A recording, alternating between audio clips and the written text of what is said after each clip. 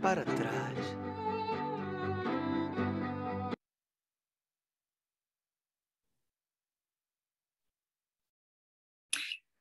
Oi, pessoal. Bom dia a todos e a todas aqui. A gente já começou a gravação, a gente iniciou aqui a nossa manhã com uma playlist, depois eu vou mandar lá no grupo da DVM aqui também, no nosso chat. Eu sou a Ariana Francis, vou estar aqui, sou na Andeps, e vou estar aqui acompanhando os 3 dias também com a galera aqui da Executiva, das Direitos Valem Mais.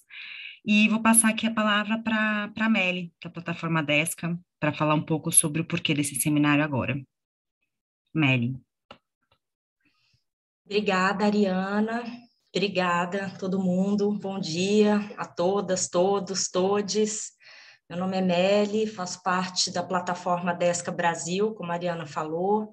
Sou de uma organização de direitos humanos também chamada Justiça Global e componho aqui, esse ano, a partir desse ano, a executiva da Direitos Valem Mais.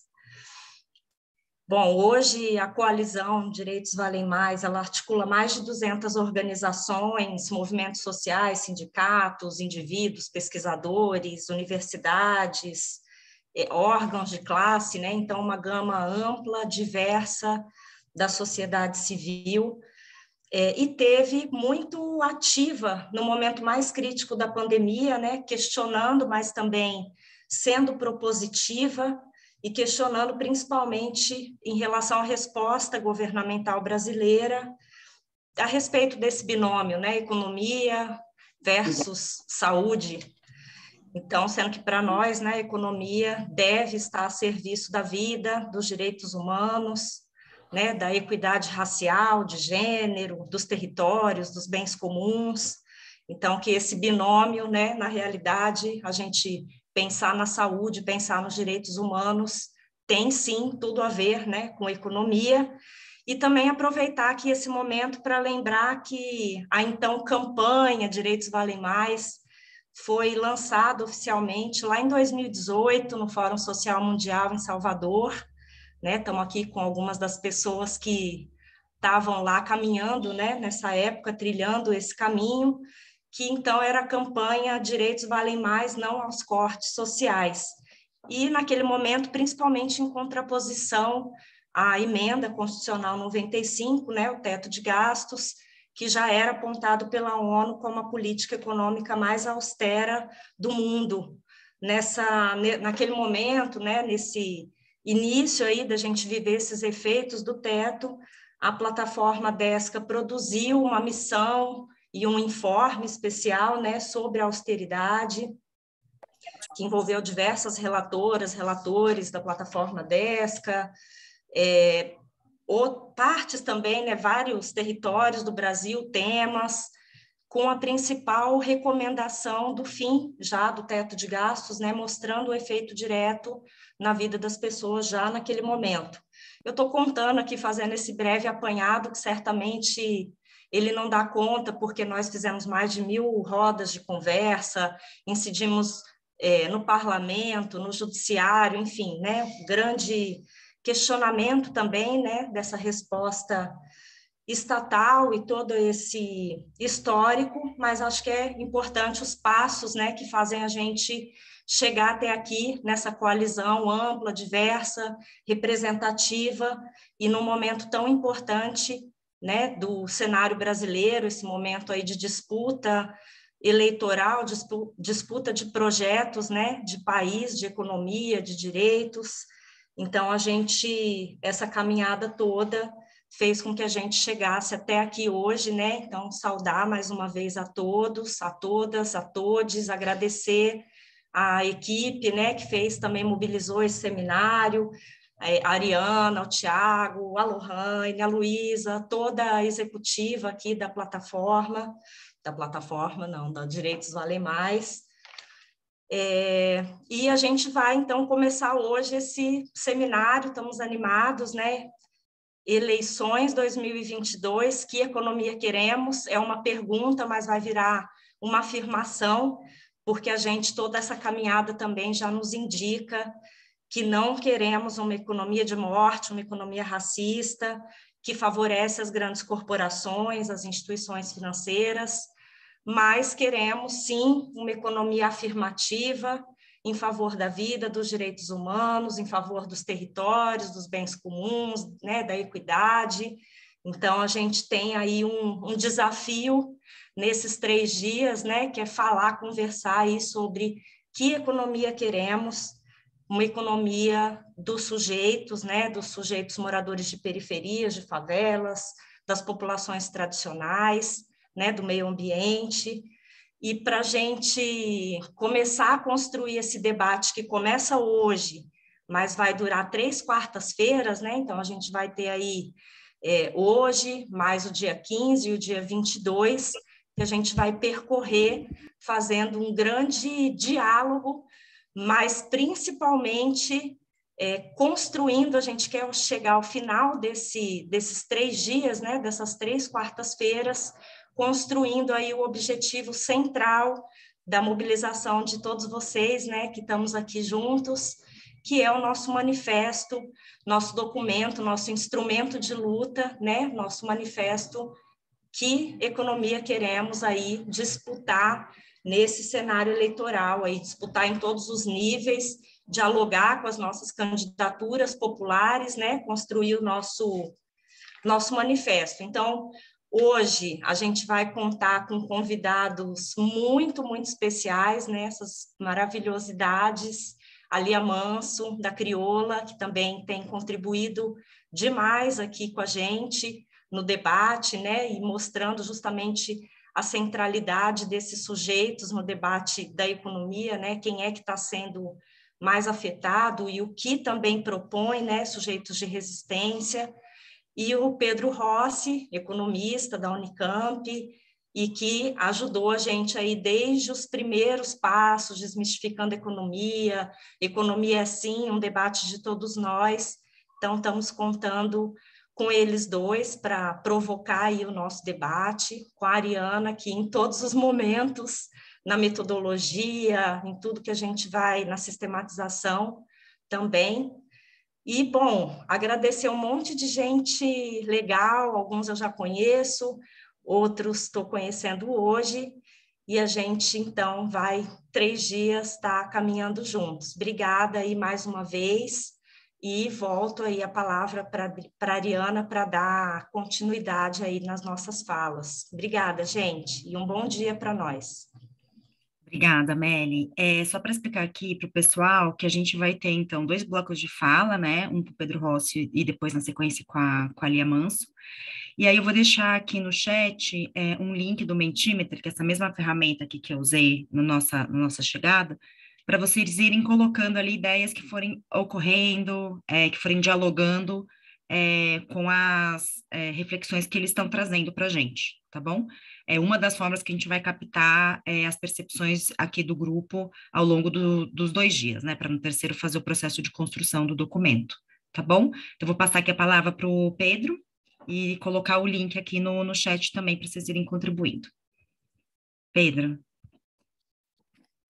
Obrigado, Ariana. Bom dia, gente. É um prazer muito grande estar com vocês. Estou vendo aqui amigos, queridos, pessoas, companheiros e companheiras de luta. Acho que a Direitos Valem Mais é um espaço que eu valorizo muito. É um espaço de troca, é um espaço de atuação política que é muito importante.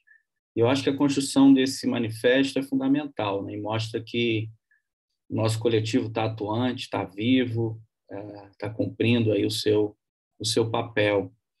Então, eu vou fazer aqui uma provocação rápida sobre insumos, na verdade, para a gente pensar o manifesto, seja palavras-chave, questões que eu acho que poderiam entrar no nosso manifesto.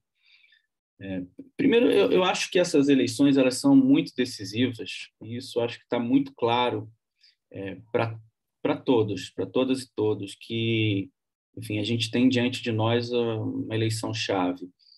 O que eu acho que não está tão claro é justamente essa divisão política e economia que eu acho que o manifesto vai enfrentar. Por que eu digo isso? Porque eu acho que em torno da candidatura do Lula tem muitas forças políticas e uma boa parte delas, assim como nós, enxerga algo a combater, que é esse bolsonarismo no sentido político, nessa visão preconceituosa, a visão que desvaloriza o ser humano, desvaloriza o outro, né? E promove o golpismo, promove o autoritarismo, promove, enfim, a quebra de qualquer espírito democrático que a gente vê e que a gente enxerga. Isso eu acho que é fundamental, né? Mas eu acho que tem outro aspecto. Não é só derrotar o bolsonarismo, é derrotar o neoliberalismo, é derrotar essa ideologia que esvazia as responsabilidades coletivas, que promove um individualismo desenfreado, que acirra as desigualdades diversas, né? Sociais, de renda, de gênero, de raça. E são duas faces da mesma moeda. Essa que é a questão, porque eu vejo muita contradição entre combater o bolsonarismo e querer que o Lula promova um programa neoliberal que volte ao teto de gastos. Veja, essas pessoas muitas vezes estão apoiando a candidatura do Lula e andam junto conosco, mas é preciso marcar uma posição nesse sentido. Não basta derrotar o bolsonarismo, a gente tem que derrotar o neoliberalismo enquanto sistema, enquanto ideologia, enquanto conjunto de políticas econômicas. E justamente trazendo essa relação entre as duas coisas. O bolsonarismo ele é um resultado do neoliberalismo no Brasil, né? Do que o neoliberalismo provocou enquanto destruição do tecido social, enquanto desesperança nas instituições, e o bolsonarismo ele surge a partir disso, né? Então, no plano ético, essas duas visões elas se encontram, né? Do bolsonarismo e do neoliberalismo. E aí é coisa que eu insisto muito, de pensar a economia não como uma ciência técnica, mas como uma ciência moral, ou seja, a economia é a economia política. No fundo, tem um imperativo ético relacionado à economia, que eu acho que é o nosso dever resgatar, e isso, ao resgatar isso, a gente reafirma, né, os direitos humanos, no plano dos valores e no plano da prática da política econômica. Porque, veja, os direitos humanos, da forma como eu vejo, não são apenas uma doutrina que está lá registrada num papel. No fundo, é um conjunto de convicções, que tem que ser compartilhadas pela sociedade. As pessoas têm que reconhecer o outro, a outra, como igual. As pessoas têm que ter empatia pelo outro, né? Reconhecer a autonomia que as pessoas têm sobre seus próprios corpos, e identificar-se nos outros, né? Pensar em termos de solidariedade, de afetividade. E esses valores, que eu acho que são antítese do bolsonarismo, eles também são antítese do neoliberalismo no plano da política econômica. Ou seja, o neoliberalismo questiona isso. O neoliberalismo ele vai esvaziar as responsabilidades coletivas. O neoliberalismo ele vai fazer a política econômica pensando em termos genéricos de eficiência, mas não pensando em termos coletivos do cuidado. Então, eu acho que o manifesto podia trazer essa dimensão ética dos valores, reafirmar os direitos humanos, e uma política econômica com a finalidade de garantir direitos humanos. Uma política econômica guiada pela ética do cuidado, das responsabilidades coletivas, guiada por um pacto de solidariedade, que é incompatível com essa visão que desumaniza do bolsonarismo, mas também incompatível com o individualismo promovido pelo neoliberalismo. Então, eu acho que, em termos gerais, a gente podia trazer essas dimensões. São dimensões importantes da política econômica. E aí trazer, evidentemente, o acúmulo que a Direito Vale Mais tem enquanto discussão. Da política fiscal, certamente, a gente tem muito a falar no manifesto, né? Acho que eu não preciso tratar aqui do assunto, acho que o grupo produziu muito, pensar a política fiscal como fundamental para garantir os direitos humanos, pensar os direitos humanos enquanto finalidade da política fiscal, pensar a responsabilidade fiscal indissociada da responsabilidade social, ou seja, não é responsável uma política fiscal que vira as costas para o desemprego, que é negligente com o aumento da fome do Brasil, enquanto corta-se gastos. Eu acho que tudo isso a gente pode tratar, eventualmente trazer a questão da saúde, do SUS, enquanto um pacto de solidariedade no Brasil, que é um exemplo da política fiscal enquanto organização coletiva dos recursos que a sociedade produz. E a gente não tem escassez de produto, de recursos. O Brasil não é um país que tem escassez de recursos, ele tem distribuição muito desigual desses recursos. Daí a necessidade de pensar a política fiscal de outra maneira e, evidentemente, trazer no manifesto as nossas demandas todas, né? O teto de gastos, os pisos de saúde e educação, o gasto social enquanto elemento dinâmico e fundamental. Eu acho que tudo isso é fundamental. E eu acho que eu não preciso também falar muito aqui, porque vocês já me ouviram falar nisso, e também, enfim, o acúmulo que a gente tem enquanto grupo é enorme. A gente construiu muito em cima desse tema da política fiscal.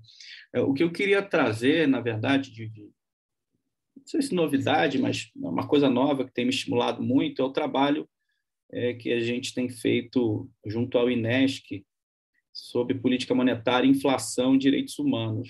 É um trabalho muito legal. Vai sair um guia ilustrado sobre esse tema, que está muito interessante, está didático, está inteligente, as ilustrações são muito legais. E esse tema da política monetária, em particular do combate à inflação, eu acho que é um tema fundamental que pode entrar também no manifesto. Ou seja, e a gente tem um problema com isso. Primeiro que eu acho que o objetivo do combate à inflação ele tem que ser proteger o poder de compra da população brasileira, em particular da população mais vulnerável. E a inflação tem impactos muito desiguais. As pessoas mais pobres sofrem muito mais com a inflação, ainda por cima quando essa inflação decorre de determinados nichos, de grupos específicos de produtos, inflação de alimentos, por exemplo. Os índices do IPEA, de inflação por faixa de renda, eles são escandalosos. Em 2020, a inflação dos mais pobres era quase que o dobro. Acho que a faixa que ganha até R$2.000 era mais do que o dobro da faixa acima de R$10.000. Ou seja, a inflação pega o poder de compra dos mais pobres e, evidentemente, impacta nos direitos humanos. A alimentação é um caso claro de inflação que, enfim, viola a garantia de direitos, mas há outros grupos de preços, né, que são importantes. O próprio acesso à terra, a questão da moradia, quando eu tenho inflação de aluguéis. E a verdade é que os mais pobres têm menos capacidade de se proteger. Além de serem mais atingidos, eles têm menos capacidade de se proteger da inflação, uma vez que, enfim, os mais ricos vinculam sua riqueza a indicadores que cobrem a inflação. As rendas do capital são mais indexadas à inflação, diferentemente das rendas do trabalho. Daí a importância de pensar um combate à inflação diferente do que está aí. Não se combate a inflação com desemprego, como é a mentalidade que rege a política monetária hoje. O Banco Central joga juros para cima a despeito de uma economia com desemprego lá no alto, com capacidade ociosa. O combate à inflação ele tem que olhar, em particular, os grupos de preço que atingem principalmente os mais pobres.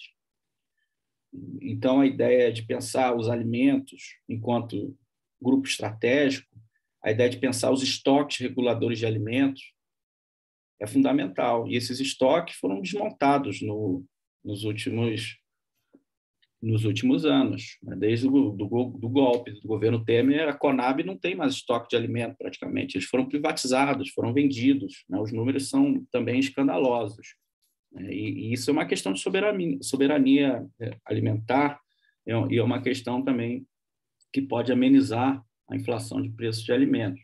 Então, pensar o combate à inflação é pensar múltiplos instrumentos para múltiplas causas. É que nem uma caixa de ferramenta. Se eu quero apertar um parafuso, eu não vou pegar um martelo.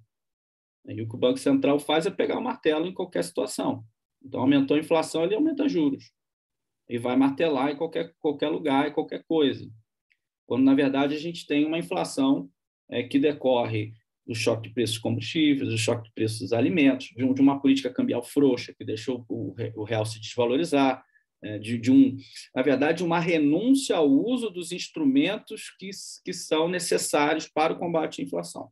Tudo isso nesse modelo neoliberal, a ideia de que deixa o mercado definir os preços. Então, deixa a Petrobras colocar o preço que ela quiser, deixa os alimentos se definirem no mercado sem estoques reguladores que possam amenizar a flutuação, né? Deixa os preços administrados frouxos, né? Deixa o câmbio sozinho, o mercado definir, e aí a gente tem uma inflação que é resultado dessa negligência. Essa inflação está no colo do governo, é responsabilidade dele. E a única atitude que o governo faz é jogar juros para cima, o que piora a situação com relação aos direitos humanos, porque desacelera ainda mais a economia, gera mais desemprego, né, e todas as decorrências do desemprego, que é condicionante de vários direitos humanos. Né?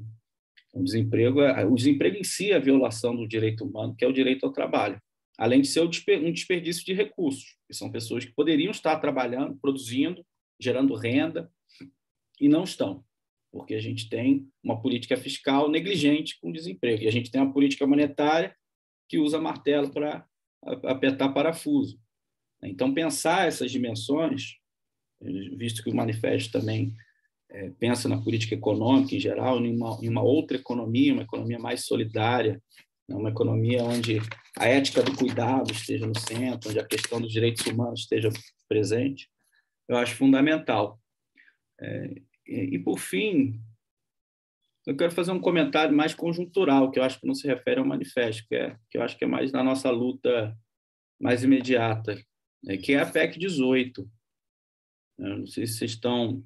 Eu imagino que sim, muitos de vocês estão próximos dessa discussão, porque eu acho que isso é escandaloso a nível emenda constitucional 95, por conta dos efeitos de curto prazo que ela pode provocar, né? Porque, ao impor aos estados e os municípios também uma redução do ICMS, porque os municípios ficam com 25% do ICMS arrecadado, eu desorganizo completamente as finanças públicas estaduais e municipais e eu desfinancio setores sociais muito importantes, né?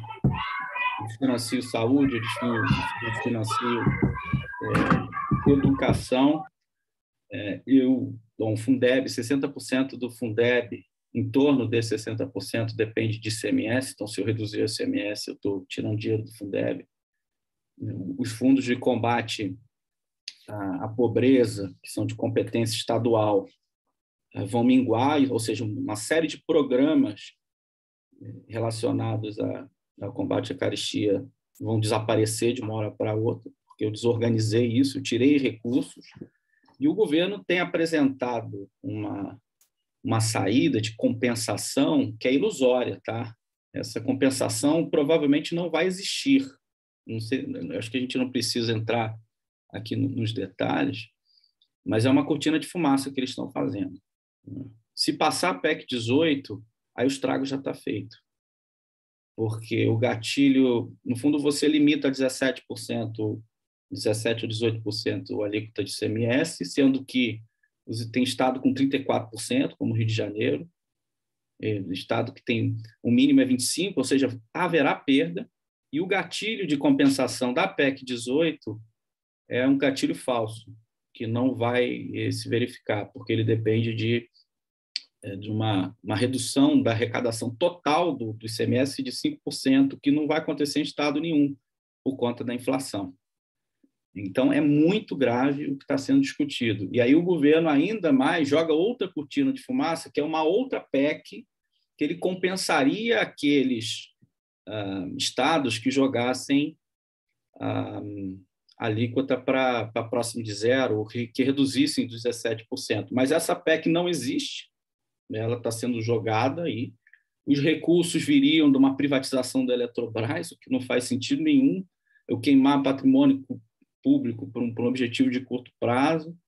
Aliás, nada faz sentido nesse discurso. Nada faz sentido. Não faz sentido nem reduzir preço de combustível para zero, né, porque isso incentiva a degradação ambiental, né, é um desincentivo ao uso do etanol, é uma tragédia o conjunto da obra. Né.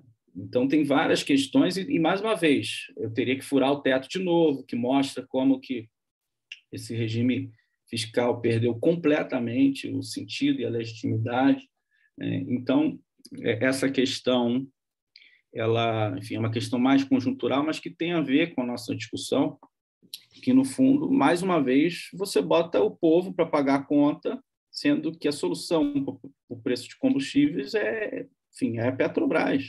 Você protege os acionistas da empresa, coloca a empresa a serviço dos acionistas e não da população brasileira, e propõe um programa que pode não afetar os preços, porque, enfim, essa redução de impostos pode ficar pelo caminho no lucro dos distribuidores, do lucro da própria Petrobras, amortecendo aumentos que não aconteceram ainda. Ou seja, pode não haver redução de combustível nenhum, ou seja, a população não ganha nada com isso e a população paga a conta, porque é um aumento de dívida relacionado a isso, e paga a conta porque os serviços públicos, os serviços sociais vão minguar na esfera municipal, estadual. Então, eu trouxe esse tema menos relacionado, vamos dizer assim, ao manifesto, mas que também é associado a essa discussão. Mas, no geral, eu queria trazer isso, gente. Eu não quero falar muito, não. Eu acho que esse grupo aqui ele tem um lugar de fala que deve trazer misturar essa questão da economia com a dimensão ética, a dimensão moral, a dimensão dos direitos humanos, né, que são valores em si, que a política econômica tem que perseguir, ela tem que colocar em primeiro plano, isso tem que ser finalidade. Eu acho que isso deve guiar, enfim, a nossa discussão. Acho que a gente tem muito a contribuir quanto a isso, ou seja, pensar uma economia diferente, pensar o resgate da solidariedade enquanto valor fundamental, pensar a ética do cuidado, pensar as responsabilidades coletivas e os direitos humanos. Né? Os direitos valem mais, como diz o nosso título, o nosso nome do nosso coletivo. É isso. Obrigado, Ariana. Fico aí à disposição para o debate. Pessoal, agora a gente vai... Tem uma pergunta aqui, Pedro, no chat, sobre mecanismos de inclusão, né, do pobre no orçamento, mas eu vou deixar para vocês responderem juntos, você e Lia, na sequência da fala dela, tá? Então, agora eu vou chamar aqui a Lia para fazer a nossa fala. A Lia Manso é a coordenadora de projetos da ONG Crioula, como destacou aqui a Meli. Lia, está com você aqui a palavra. Obrigada, Ari. Obrigada, Meli. Obrigada, Pedro. Uma felicidade estar com todos vocês aqui nessa manhã, nesse debate, mais um debate da Coalizão Direitos Valem Mais. Saudar aí a iniciativa, né? Eu acho que o que a gente possibilita que entre as organizações, grupos coletivos, movimentos, iniciativas que compõem essa coalizão é ampliar e, mais uma vez, reafirmar os espaços de debates democráticos. E sim, concordo com o Pedro, esse é um debate ético, esse é um compromisso ético dessa plataforma, da Coalizão Direitos Valem Mais também, e de todas as organizações aqui comprometidas. Então, nada mais pertinente do que a gente voltar os nossos olhares e debruçar as nossas energias para a gente conseguir perceber a conjuntura e também fazer a leitura de cenários, compreendendo de onde a gente parte, que é a defesa de direitos, que é a defesa da vida, que é a defesa do bem viver. E aí me soma, Pedro, também dizer que a nossa proposta aqui e da Coalizão Direitos Valem Mais na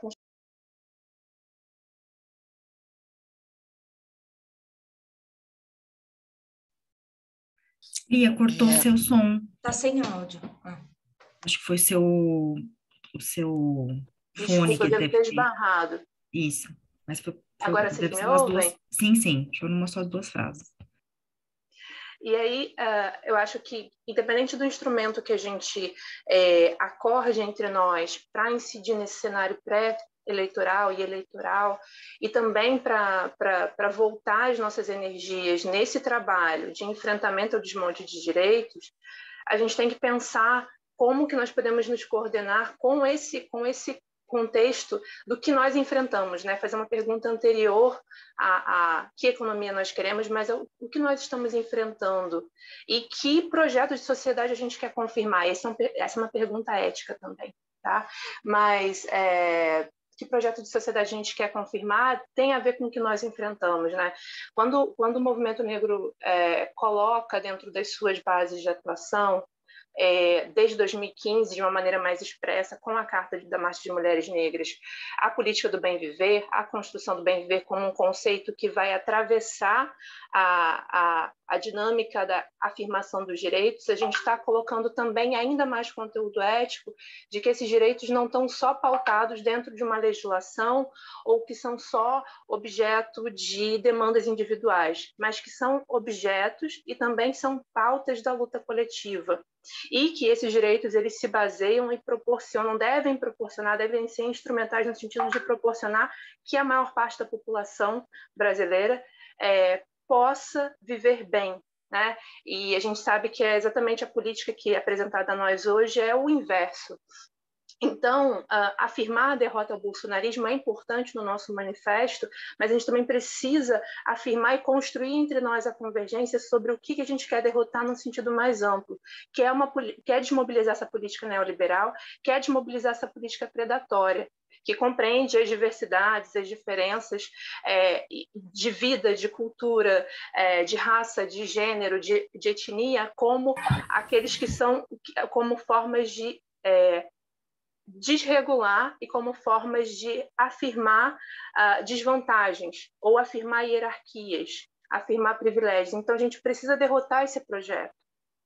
E isso é um trabalho muito denso, efetivamente, é um trabalho estrutural, mas a gente pode partir de pontos de conjuntura, né? Isso que a coalizão já faz quanto ao repúdio irrestrito da Emenda Constitucional 95, é importante continuar sendo mobilizado e continuar sendo divulgado e ampliado em diversas linguagens para a população. Então, para além de um manifesto que converse entre nós, a gente também precisa pensar em mecanismos que possam dialogar, continuar dialogando as rodas ou os formatos das rodas durante esse contexto eleitoral. A gente precisa politizar a temática. Politizar a temática da revogação da Emenda Constitucional 95 é também trazer ainda mais conteúdo ético para a nossa luta, porque a ampliação e o diálogo só vão promover ainda mais um acúmulo ético sobre as nossas bases, do que a gente está chamando de bem viver, do que a gente está afirmando como patamar para existir bem coletivamente, como um marco inegociável da vida. Então, a Emenda Constitucional 95, ela precisa, o nosso intuito de revogação e por que a gente quer revogá-la, precisa ser amplificado por diversos instrumentos, não só por um manifesto. E aí eu acho que se soma, sim, o repúdio à PEC 18, também se soma a nossa exigência, também dentro ainda desse patamar mínimo, do mínimo da economia que queremos, a reafirmação e a reconstrução do sistema de seguridade no Brasil. Isso no contexto nacional, nos contextos estaduais, e também incidir de alguma forma não só quanto às candidaturas e pré-candidaturas, né, que estão dadas nesse momento, nessas eleições, mas também dos governos já constituídos nos municípios.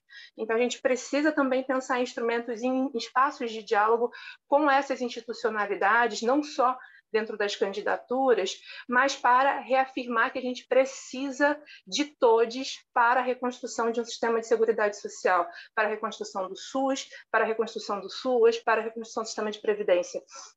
E a gente está falando de algo muito, muito urgente, como, por exemplo, a implementação da Política Nacional de Saúde Integral para a População Negra, que é uma campanha que está em vigência. Os povos de terreiro, os movimentos negros, os movimentos de mulheres negras estão empenhados nessa incidência, tanto no contexto nacional para a implementação da política, quanto também nos contextos locais, para a implementação e construção de políticas municipais de saúde integral para a população negra, como forma e defesa do SUS. E principalmente compreendendo que quase 70% da população que acessa o SUS é a população negra. Então, fortalecer uma política local de saúde para a população negra é também fortalecer o SUS. A gente precisa colocar isso como patamar mínimo de diálogo com essas institucionalidades. Além disso, o SUS, a gente, principalmente desde 2018, mas a gente pode marcar ali desde 2016 com a própria emenda, mas isso começou a ficar muito gritante desde 2018, o desmonte dos serviços de assistência, né? Os CRAs, vários CRAs fecharam, e além disso, além dos desmontes dos serviços de assistência, a gente também vivenciou uma série de desmontes relacionados aos serviços de atenção básica, atenção primária à saúde. E isso reflete em algo muito concreto para nós, mulheres negras, né? A gente está falando do aumento agora, em 2020, 2021, de dobrar a razão de mortalidade materna, que é um indicador, né, que é a principal meta para verificar o desenvolvimento humano dentro do sistema de saúde e o desenvolvimento como algo prioritário, tendo por base a saúde de mulheres, a promoção da saúde de mulheres. Ela dobrou, a razão de mortalidade materna dobrou nacionalmente e em alguns contextos estaduais, e aqui no Rio de Janeiro é um exemplo disso, se a gente pegar principalmente regiões como Magé, São Gonçalo, Zona Oeste, Cabo Frio, esse boom de mortalidade materna nos colocou novamente na década de 90. E essa é a mesma realidade que a gente vê quando a gente olha os dados e olha a realidade lá no Agora é Hora, no início da pandemia, quando o Crioula trabalhou no Agora é Hora, não tem gente com fome, e posteriormente, agora de maneira mais recente, na construção da escuta e da pesquisa coletiva do Mulheres Negras e Justiça Reprodutiva, quando a gente olha o contexto de extrema pobreza e pobreza, a gente vê confirmados aqueles dados lá do IBGE relativos a quase 40% da população em extrema pobreza e em pobreza é de mulheres negras, está confirmado, está dado, porque é exatamente isso, são esses desmontes relacionados às políticas de assistência que também estão se correlacionando ao desmonte relativo ao desemprego, como Pedro colocou, que já é violador de direitos humanos, como pressuposto, porque já viola a questão do direito humano ao trabalho, mas também vem carreando inúmeras outras correlações que dizem respeito, por exemplo, quanto menos direito ao trabalho, né, quanto menos acesso ao trabalho, a carteira assinada. Em 2020, também no Agora é Hora, a gente ouviu mais de 6 mil pessoas, e dessas, 80% tinham pelo menos uma pessoa dentro de casa sem carteira assinada. E além disso, pelo menos, né, a gente está falando de lares que tinham 10 pessoas, que tinham a pessoa sendo atendida, mais 4 crianças, mais 2 idosos e mais 3 adultos. Então, pelo menos 10 pessoas. Além disso, a gente estava ali num contexto de perceber esse desmonte que foi propulsado pela pandemia, mas também que já enunciava que essas mulheres negras que estavam ali sendo ouvidas pela pesquisa e também pela ação de cadastramento no auxílio emergencial, elas estavam tendo que fazer um corre que era o dobro, era o triplo. Por não ter acesso ao direito ao trabalho, elas tinham que ficar em 2, 3 atividades muito precárias, geralmente ligadas a freela, geralmente ligadas a trabalho doméstico diária. Não é à toa que o trabalho de diaristas durante a pandemia teve um boom e, inclusive, foi ainda mais precarizado, né? Então, trabalhadoras domésticas ficaram ainda mais em risco. Essas pessoas ficam cada vez mais longe, desde 2018, caminhando, principalmente aprofundando em 2020, ficam cada vez mais longe das suas comunidades. Isso impacta também, além da ausência do direito ao trabalho, além da possibilidade de ter uma renda mínima que possibilite você escolher e determinar e ter empoderamento quanto à escolha alimentar da sua e da sua família. Isso também impacta na redução do tempo que essas mulheres, que essas pessoas dedicam ao contexto comunitário. Ou seja, tem uma ligação ao debate político dentro das suas comunidades. Então, a gente ouviu agora, em 2021, muitas mulheres que tinham interesse em participar das associações ou das rodas de conversa dentro dos seus bairros, ou até tinham ideias interessantes para promover dentro dos seus contextos comunitários e de territórios, só que não podiam fazer, porque ficavam 3 horas no deslocamento, no mínimo 3 horas no deslocamento, e ainda tinham que ficar em 2 empregos, muitas vezes, 2 empregos muito precários, 2 atividades de remuneração muito precária.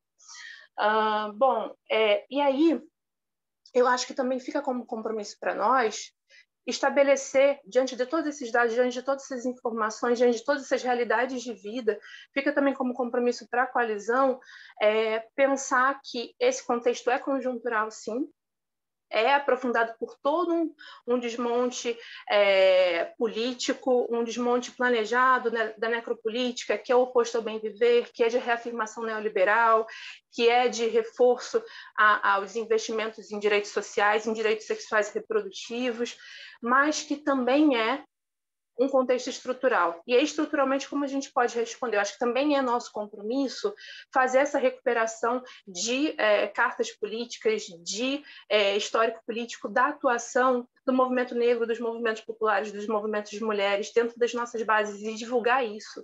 Dizer que tem muita gente lutando historicamente, que isso não é só dentro dessa coalizão, mas que estamos, de certa forma, organicamente, todos em coalizão e convergindo para a construção da política de vida. E se somos maioria em reafirmar a política de vida, por que a gente não vai emplacar isso? Então, a gente precisa dizer e comunicar dessa força. E aí a gente está falando para voltar num contexto recente, né? Voltar ali da Marcha de Zumbi, que já afirmava a política predatória em 95, passar pelo Plano de Ação de Durban, a construção do Plano de Ação de Durban, que colocou a necessidade de construção de políticas reparatórias em todos os âmbitos dos direitos sociais, políticas reparatórias para a população negra e para a população afetada pelo racismo, em todos os contextos de direitos sociais e outros direitos humanos, para vencer o contexto de desigualdade. A gente também está falando da Marcha de Zumbi mais 10, que reafirmou o contexto de vencer e de expor a falta, a irrealidade da democracia racial, né?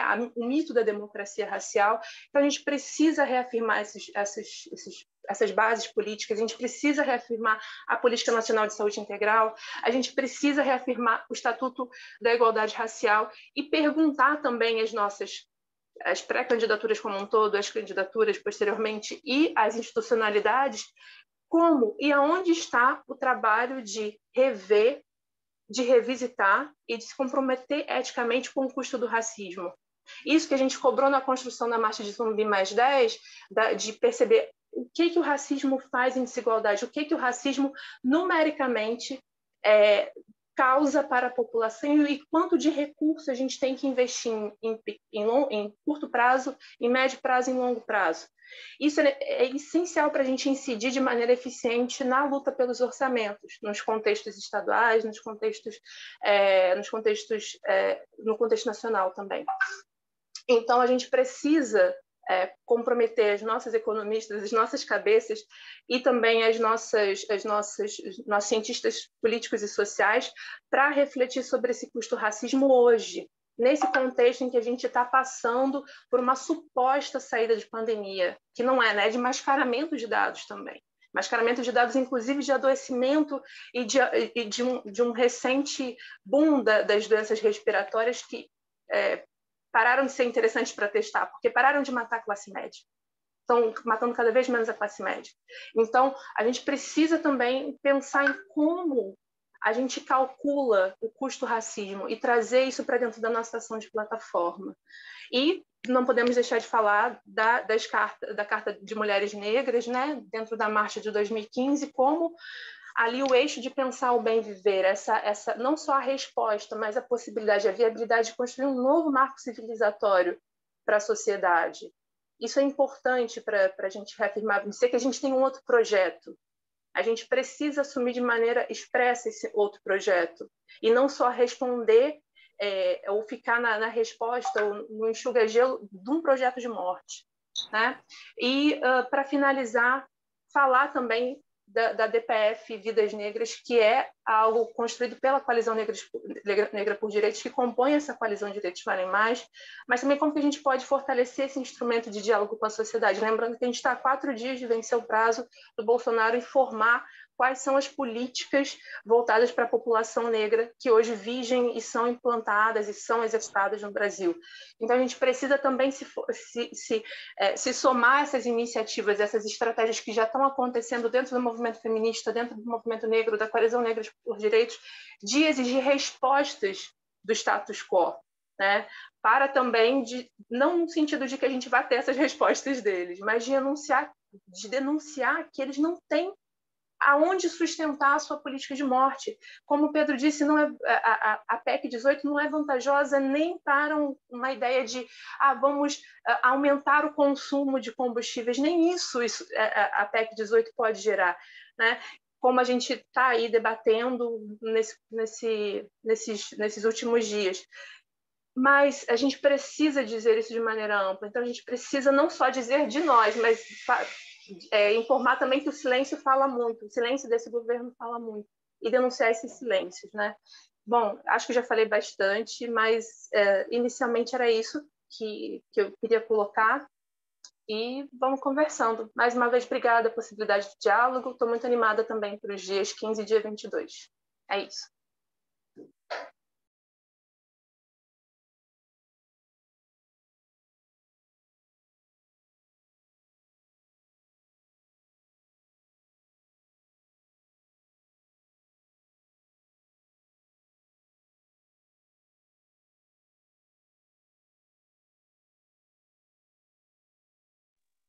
Gente, vocês me ouvem? Eu finalizei aqui, hein? Nossa, ouvimos muito, muito bem, inclusive. Gente, Pedro, Lia, falas excelentes, né? Eu acho que o dia de hoje, nessa caminhada de construção, peguei a palavra aqui, porque eu vi que a Ariana não consegue abrir o microfone, gente. Às vezes a gente também tem que dar essa... Mas, Meli, vai aí, finaliza. Vou fazer alguns comentários, então, antes de voltar para você. Aproveitar essa possibilidade. Foram duas falas que eu acho que se complementaram demais, né? A gente tem uma missão para o presente, não só uma missão para o futuro. Eu acho que tudo que foi trazido aqui pelo Pedro e agora pela Lia, né? A gente também vai num crescente desse debate, aportando elementos, e a ideia de hoje é justamente essa mesmo, é a gente trazer aqui para a roda como é que a atual política econômica tem trazido impactos para a vida das pessoas, né? Para, a partir disso, a gente também conseguir visualizar as nossas pautas, mas para conversar mesmo sobre a alta dos alimentos, a alta de preços e os alimentos e os combustíveis, o que a Petrobras, a Eletrobras tem a ver com isso, privatização vai resolver, não vai resolver o nosso problema, como é que foi o desmonte das políticas sociais, né, que a gente tem vivenciado aí com maior força, né, a partir de 2018. Então, eu acho que tudo isso, né, essa política racista, genocida, de morte, que desrespeita direitos, ela está colocada para a gente, e vocês já trouxeram aqui propostas, né, para o hoje, para o manifesto, e agora a gente vai, então, abrir a palavra, o chat já está aqui, todo mundo colocando suas contribuições, tanto no chat quanto no link também, que a gente colocou aqui, mas vamos passar a palavra para o pessoal também comentar. Não sei se a Ariana, antes disso, vai falar alguma coisa, mas muito, muito obrigada.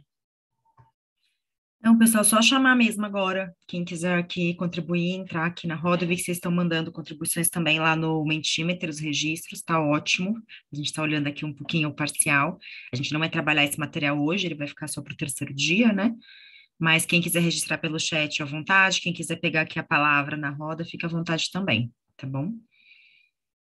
Só pode escrever aqui avisar aqui no chat, pode levantar a mão no Zoom, para quem tem facilidade, pode abrir o microfone.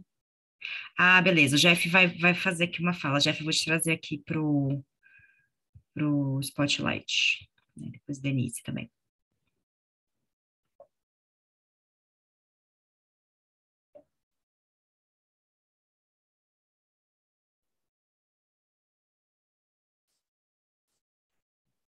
Pessoal, vocês me escutam? Agora sim. Olá, pessoal. Bom dia a todos e a todas. Para começar, agradecer pelas apresentações do Pedro e da Lia, e também parabenizar toda a organização por essa iniciativa super importante, acho que é muito tempestiva, nós estamos tratando dessas temáticas.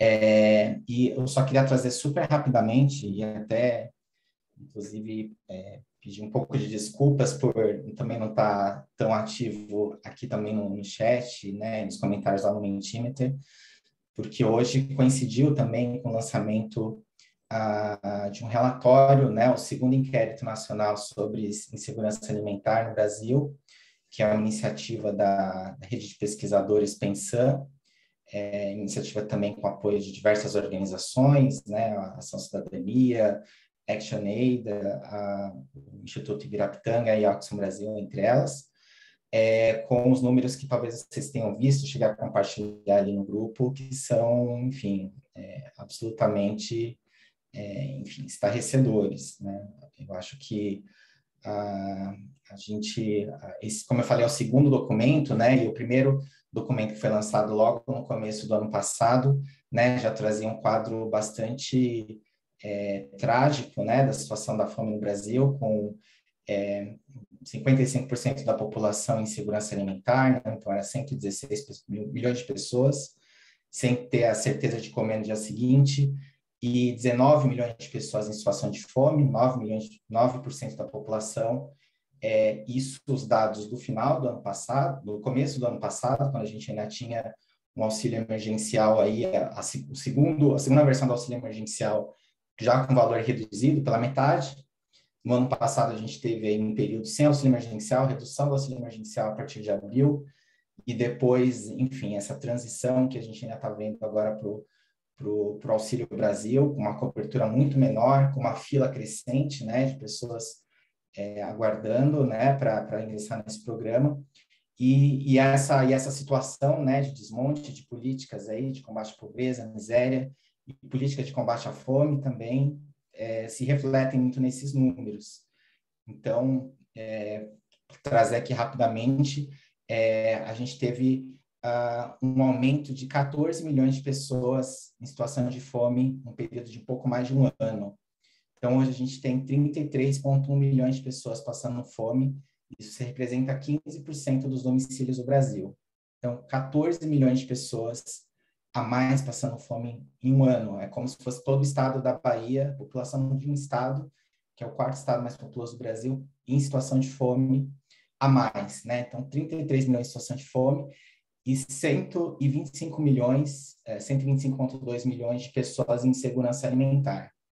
Quer dizer, a gente teve um aumento aí de 7,2% da situação de insegurança alimentar nesse período de um pouco mais de um ano.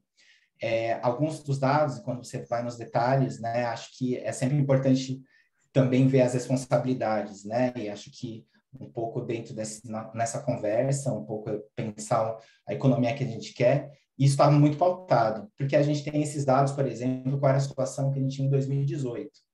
Então, quando a gente pega em 2018 para agora, né, para o começo de 2020, a gente tem uma piora da insegurança alimentar em 60%. E quando a gente pega a situação de fome, a gente tem 167% a mais de pessoas passando fome agora, comparado com 2018. Então, enfim, parece muito claro, né? Acho que a gente não precisa só falar da questão da pandemia, que é claro que teve impacto, mas há uma série de políticas aí que acabam influenciando. A gente teve nessa começo da semana informação sobre redução do valor de programas de alimentação, de agricultura familiar, né? O governo federal tem reduzido o orçamento, né, para programas de alimentação, familiar, né? Agora chama Alimenta Brasil, o PA acabou sendo desmontado. E tem um número, e não é nessa pesquisa, é um número que foi jogado pela imprensa no começo da semana. 89 mil reais foi o investimento no orçamento público em programas de alimentação de agricultura familiar. 89 mil reais. Isso é tudo que o governo investiu nesse programa. O relatório também traz alguns dados a respeito de insegurança hídrica, como a falta de água também impacta na insegurança alimentar. E a gente tem dados aí, por exemplo, do desmonte do programa de cisternas, né? A gente teve o menor número de construções de cisternas desde 2003. Também informações aí que a gente tem nas últimas semanas. Então, só para trazer, enfim, e colocar um pouco na conversa, que acho que é muito difícil olhar para outro lado com esses dados, né, a respeito da fome. E acho que é importante que enfim, isso também esteja de uma maneira pautada, e várias organizações aqui já têm pautado esses temas, mas que esse tema ele ganhe um maior espaço no debate público nesse contexto das eleições. Obrigada, Jeff, pelo diagnóstico que você trouxe. Denise, está você inscrita na sequência Danilo. Legal. Gente, então, bom dia, um prazer imenso estar aqui com vocês, também destacar a importância desse seminário, parabenizar a nossa coordenação executiva pela liderança, né? Também agradecer pelo convite aí para que eu possa contribuir, sobretudo no Encontro 3, referente ao manifesto. Eu quero parabenizar muito as falas da Lia, do Pedro, né? E agora do Jeff, né? Eu acho que a fala da Lia, sobretudo a fala da Lia e do Jeff, mostram, né, toda essa devastação, né? Toda essa devastação aí e como é que e essa perversidade, né, colocada nos vários níveis, né, em especial chamando para a situação, como Lia destaque, que sempre foi o nosso centro, a situação das mulheres negras, né. Então, acho que as falas não só apresentam a devastação, mas também qual é o projeto, qual é a busca, a fala do Pedro, né, da Lia, acho que muita coisa boa aqui para o nosso manifesto, que soma com as construções da Direitos Valem Mais. Eu tenho estado mais afastada, porque também estou cuidando de outras frentes de luta aí, em especial também numa pesquisa nacional sobre o balanço da lei de cotas, que está sendo atacada, e a gente também vê o efeito da política econômica na imensa evasão de estudantes cotistas, do desmonte dos programas de assistência estudantil e várias outras situações. Então, esse quadro aí da devastação total, né? Mas eu queria fazer uma pergunta para vocês, né? E aí, Pedro, falando primeiro para o Pedro, se o Pedro podia mapear para a gente um pouco como é que está essa disputa, né? Dentro da campanha do Lula, da frente, no que se refere à economia. Quais são as questões que você chamaria mais atenção, que nós deveríamos nomear, inclusive, de forma, né, no manifesto, né? Também a gente tem aí a agenda ambiental, que é uma agenda que está sendo, né, as políticas ambientais totalmente destruídas, né, que tem a ver muito com a fala da Lia, né, de todo o paradigma do bem viver, que foi tão ecoado pela Marcha de Mulheres Negras de 2015, né, a relação à perspectiva socioambiental, né, aí que a gente sempre perseguiu. Então, Pedro, queria, se você puder contar para a gente como é que está hoje, né, a discussão econômica, a disputa, né, e como é que você vê hoje também a situação, a agenda do teto, né, esse teto que está sendo furado, né, que, como você disse, né, totalmente, qual é a agenda, né, aí, como é que a gente avança no teto? Nós temos as PECs revogatórias, né? A 36 e a 51, que nós aqui na Direitos avançamos no debate, né? E queremos avançar mais, então, ouvir você, né? E destacar aí eu acho que com relação à fala da Lia, pergunta para a Lia, né, Lia, como que você vê hoje, Lia, a discussão, retomando a marcha de 2015, né, que a gente também somou, fez parte aí das mulheres negras, né? Como você vê que a gente poderia avançar no manifesto, na discussão, na concretização do bem viver? Queria que você desenvolvesse um pouco mais para a gente aí aterrissando no manifesto e no que a gente vem construindo na DVM. Obrigada, viu?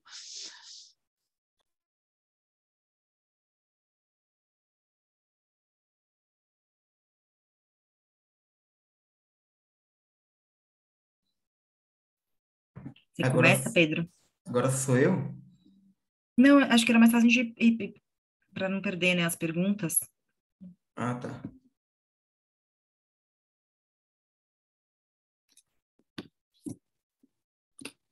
Pronto. Ativou. Bom, uhum.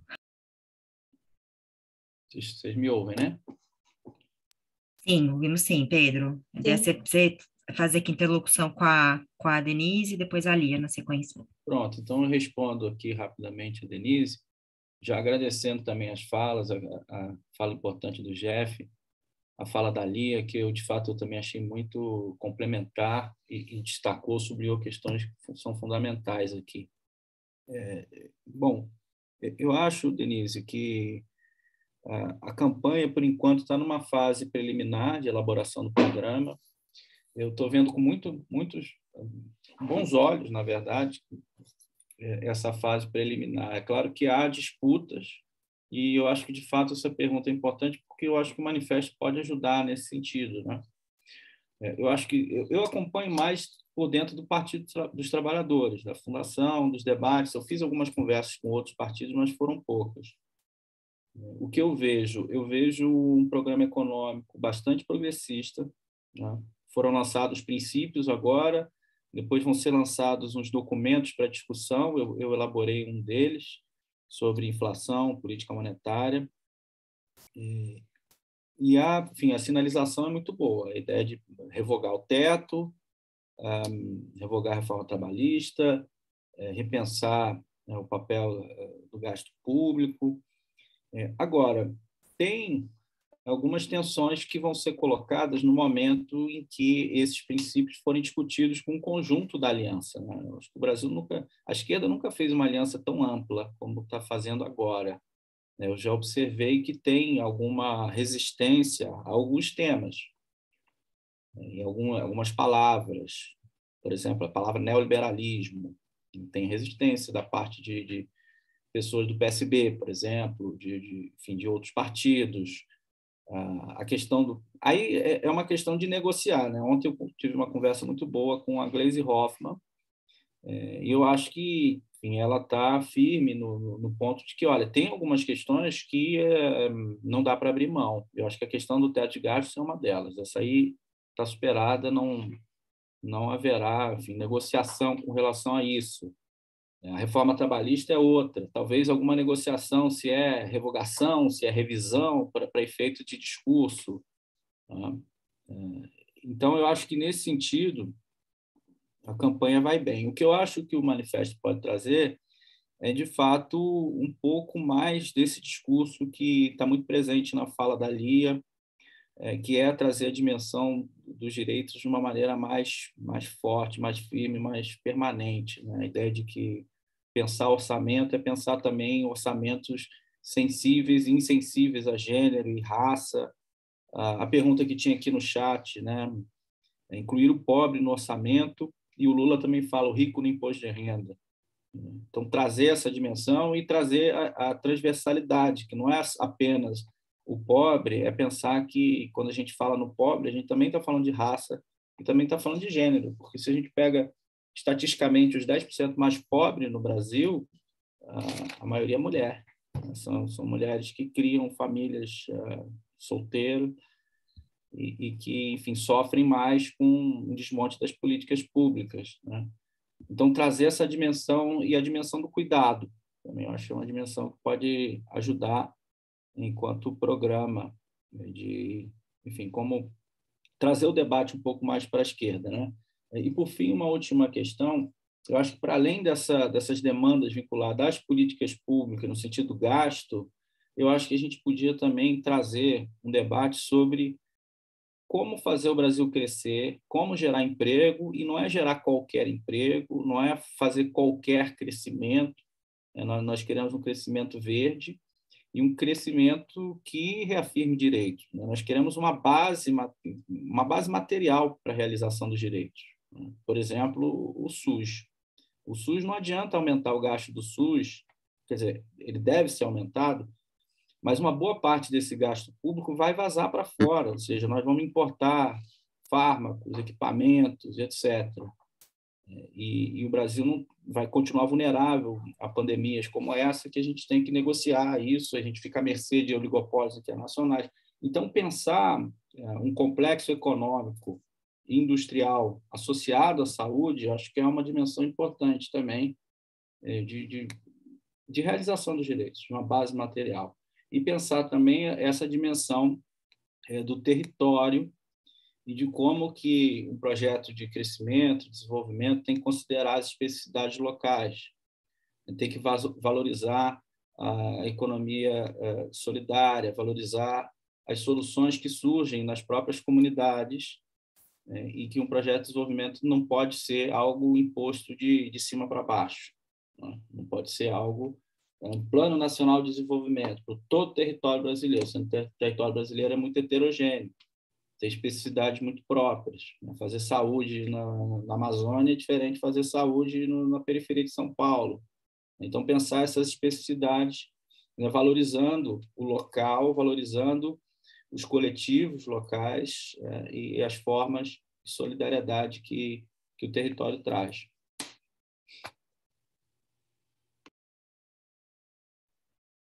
Lia, passar a palavra, então, para você. Obrigada, Ari. Obrigada, Denise, pela pergunta também. Bom, antes de dizer que os dados colocados pelo Jeff são essenciais para a gente também localizar as nossas prioridades, dentro das nossas prioridades, as nossas urgências, né? Reafirmando o nosso compromisso com o debate e enfrentamento à pobreza, à extrema pobreza e também à inseguridade alimentar. E acho que o que ele coloca, a forma, né, o método, como cresceu a inseguridade alimentar e a extrema pobreza, e o argumento de fundo, inclusive do relatório referido por ele, de que não pode ficar tudo na conta da pandemia, né? Mas isso é sim a construção de uma política de desinvestimento em direitos sociais de longo prazo e para longo prazo. Isso também fica refletido naqueles dados sobre mortalidade materna. Quando a gente olha lá essa razão de mortalidade materna e fica revelado que parte das causas que geraram a morte materna, além daquelas causas tradicionais como hipertensão, hemorragia, diabetes gestacional, a gente também tem a causa da Covid. A causa da Covid é uma das causas, né? As questões das infecções respiratórias é uma das causas, mas todas tiveram aumento. Ou seja, não dá para colocar só na conta da Covid, né? Tem que fazer um debate muito comprometido com o contexto da atenção primária, do desmonte dessa atenção primária, do desmonte da rede cegonha, da política do cegonha, não só no contexto do Rio de Janeiro, com cegonha carioca, mas no contexto nacional, desinvestimento, a ausência de recursos no orçamento para a política do cegonha, né? Que a gente já tem muitas críticas a ela, mas, enfim, isso reflete como não fica tudo na conta da pandemia. Agora, me colocando diante da pergunta de Denise, Denise, eu fico pensando assim, como que a gente pode aterrissar ainda mais a concretização do bem viver, do que mulheres negras e pessoas indígenas chamam e a responsabilidade no que diz respeito ao bem viver para toda a sociedade, para o nosso manifesto. Eu acho que tem dois eixos para essa resposta. Um deles é quanto à articulação, né? Quanto à articulação em setores mobilizados. Eu acho que a gente precisa externar aquilo que a gente faz internamente, que é dialogar muitos setores. Mas a gente precisa colocar esse diálogo entre muitos setores, entre muitos focos de olhar o que é bem viver, como tem se construído, porque em 2015 a gente afirmou uma série de iniciativas que são necessárias dentro da segurança, dentro da saúde, da economia, do enfrentamento ao racismo climático, do fortalecimento dos povos quilombolas, ribeirinhos e tradicionais, inclusive na perspectiva de saúde, como compromissos com o bem viver. Mas a gente também sabe, como o Pedro bem colocou, e isso está dentro da agenda da produção de justiça efetivamente, justiça social, justiça racial, justiça reprodutiva, que é importante essa conexão das propostas locais, da percepção e diagnóstico dos problemas locais com a política nacional, com a política institucional e com a política global por direitos. Então, a gente precisa pensar em instrumentos de dialogar amplamente com a população. Então, o manifesto é uma forma de dialogar movimentos, de articular movimentos, grupos que já estão mobilizados nessa agenda. Mas como que a gente fala com a população para além... E a gente já tem muito acúmulo nisso, evidentemente, as rodas são um exemplo disso, mas pensar em instrumentos talvez como consultas públicas, né? Como que a gente faz consultas públicas que que gerem também essa pertinência para dialogar com setores que talvez não estejam, inclusive possam trazer novos setores do diálogo sobre bem viver, como a população LGBTQIAP+, que é algo que a gente ainda tem um flanco dentro da nossa coalizão. Então, como que a gente traz mais as pessoas que estão mobilizando e vendo os problemas no contexto local relativos à ausência e o desinvestimento de direitos, que aparecem como violência, como violações, mas que tem a ver com essa insistência na política de desinvestimento. Então, ou de superinvestimento na segurança pública, que não é uma política, né? Acho que também a gente denunciar isso, que a segurança pública não tem sido pautada como política e que isso gera distanciamento do debate, é importante. A gente também precisa trazer e mobilizar setores como a luta anticárcere. É também importante para a gente aterrissar o conceito do bem viver ainda mais. Porque se a gente verifica que existe, e a Coalizão Negra por Direitos inaugurou esse argumento, mas que existe um estado de coisas inconstitucional quanto às políticas existentes para a população negra no Brasil, evidência disso, a gente sabe a evidência na luta diária, quem está no enfrentamento diário na luta anticárcere sabe disso, mas o cárcere é um exemplo gritante dessa desigualdade, né? Quando a gente olha o Acre e vê que 100% das mulheres encarceradas no Acre são mulheres negras, a gente tem a certeza de qual que é a política de encarceramento, que essa política de encarceramento é a mesma da política de desinvestimento na seguridade trabalhista, na seguridade social, e isso precisa ser colocado. Então, a gente precisa ver esses setores. Então, pensar em instrumentos como consulta pública e outros instrumentos talvez mais criativos de diálogo por redes sociais seja importante. E, em alguma medida, também fazer esse retorno e a realização das rodas, continuar realizando as rodas. E, por último, colocar mesmo o nosso compromisso histórico, né? A gente precisa reafirmar que a gente não está inaugurando um novo eixo de compreensão do bem viver, mas a gente está colocando na mesa aquilo que é o acúmulo de mulheres negras, que é o cúmulo de mulheres indígenas, que é o cúmulo da população negra em luta, e da população de favela, da população quilombola, da população ribeirinha, da população tradicional, as populações tradicionais de todas as etnias. Isso precisa ser colocado também, que essa não é uma coalizão interna, essa não é uma compreensão interna da Coalizão Negra por Direitos. Eu estou confundindo as coalizões, da Coalizão Direitos Valem Mais. E acho que é isso, porque o discurso do bem viver é exatamente compreender como bem-estar coletivo, e não tem como pensar em bem-estar coletivo se a gente não fizer uma escuta ampla desses setores. E conectar esses setores que estão denunciando problemas locais com pré-candidaturas, candidaturas e poderes institucionais. Como que a gente faz isso? Qual que é o compromisso da coalizão diante disso? E é possível a gente assumir esse compromisso? Enfim, eu acho que era isso. Lia, Pedro, Denise, antes de passar a palavra aqui para o Danilo, tem uma questão que ficou aqui no chat, que o Pedro deu uma pincelada, mas pediram para a gente reforçar aqui, que é essa questão de mecanismos, quais são os mecanismos e meios para incluir o pobre no orçamento, como já tem expressado o ex-presidente Lula. Aí, se vocês puderem destacar o que vocês trazem de mecanismos e meios para essa inclusão, aí depois eu passo a palavra para o Danilo.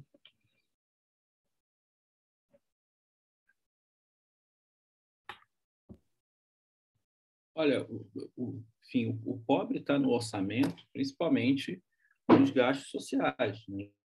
No orçamento é reforçar os gastos sociais, né? E tem a outra dimensão que eu coloquei, que é incluir o rico no imposto de renda, porque o orçamento público também é composto da arrecadação, e o lado da arrecadação é o lado que tira do pobre, né? Então, no Brasil, a gente tem uma mão que dá e uma mão que tira no orçamento público. A mão que dá é a mão do gasto social, e a mão que tira é a mão da arrecadação, que é principalmente baseada em impostos indiretos, que tiram dos mais pobres, né?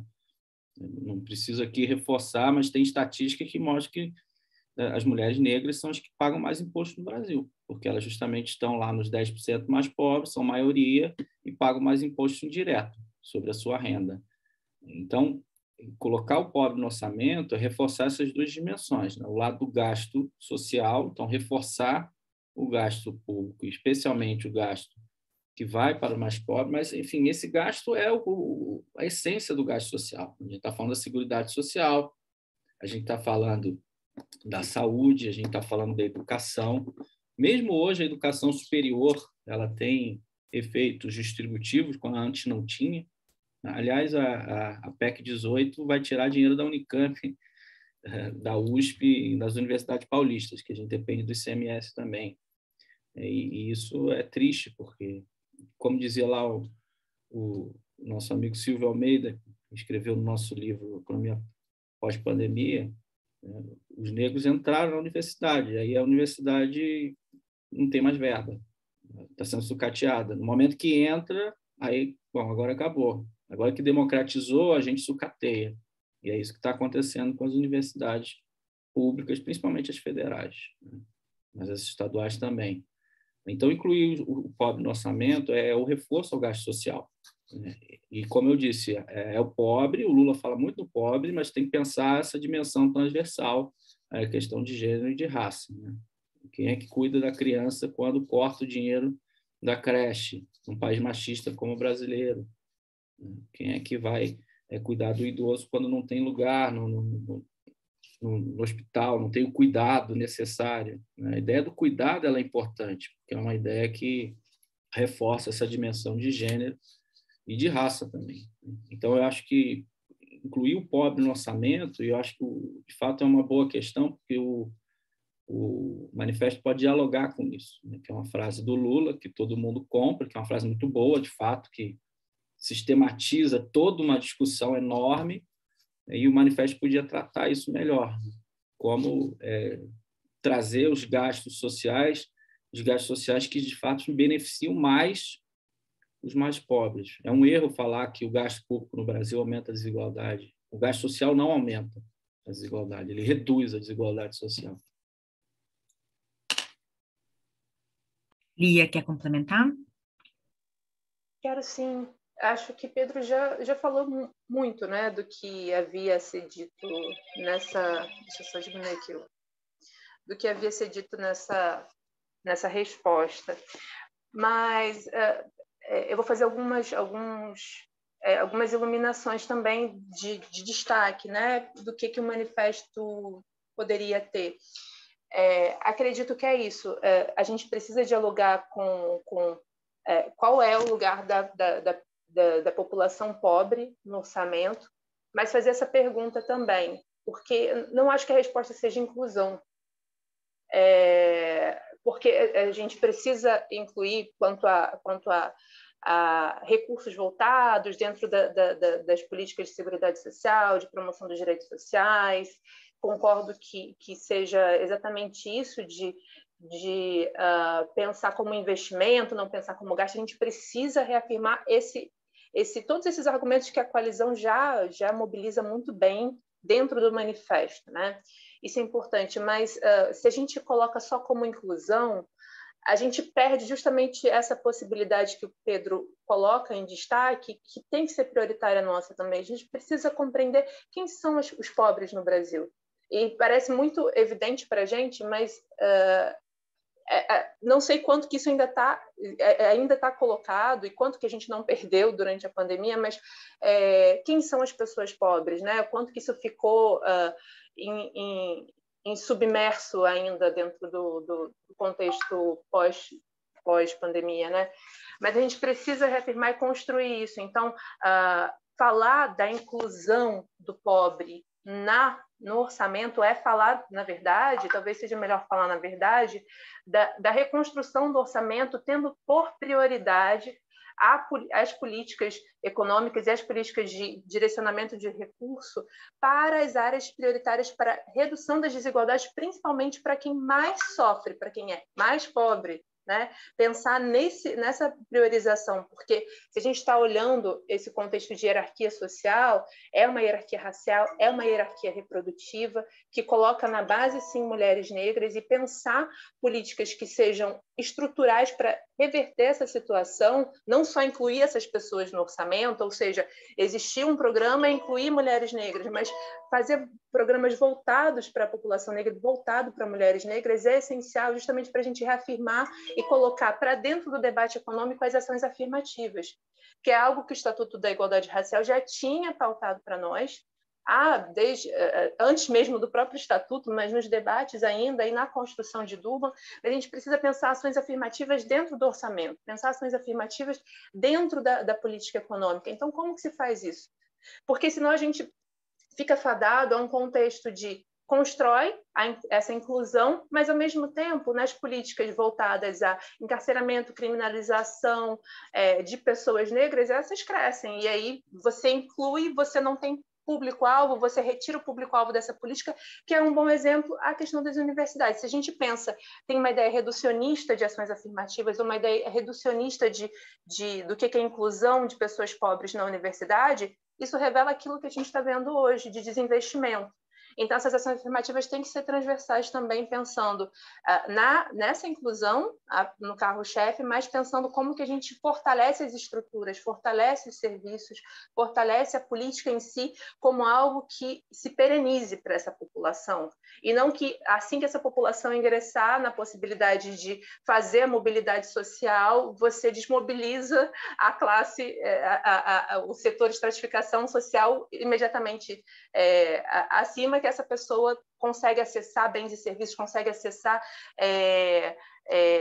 um contexto de um capital cultural, social, que não estava dado anteriormente. Então, a gente precisa questionar isso, se inclusão é suficiente. Obrigada, Lia. Queria destacar também que esse tema, gente, do orçamento, ele vai ser o tema do próximo encontro, da próxima quarta, que vai ter aqui a Liv, né, do INESC, e a Roseli Faria da Secor.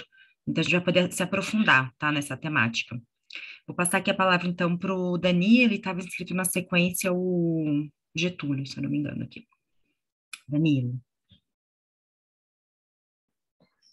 Bom dia a todos, todas e todos.